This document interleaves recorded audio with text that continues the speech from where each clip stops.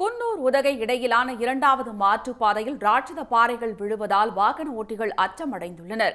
இதுபற்றிய மேலும் விவரங்களை தருகிறார் நமது செய்தியாளர் கௌதம். கௌதம், இதனால் அந்த பகுதியில் போக்குவரத்து ஏதேனும் பாதிக்கப்பட்டிருக்கிறதா? அந்த பாறை அகற்ற என்ன மாதிரியான நடவடிக்கைகள் மேற்கொள்ளப்பட்டு வருகிறது?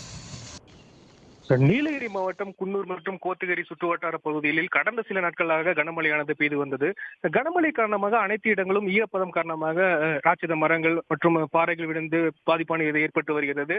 குறிப்பாக குன்னூர் மேட்டுப்பாளையம் இடையேயான மலை ரயில் பாதை மற்றும் குன்னூர் மேட்டுப்பாளையம் இடையேயான தேசிய நெடுஞ்சாலையில் பாறைகள் விழுந்தும் மரங்கள் விழுந்தும் பாதிப்பு ஏற்பட்டுள்ளது.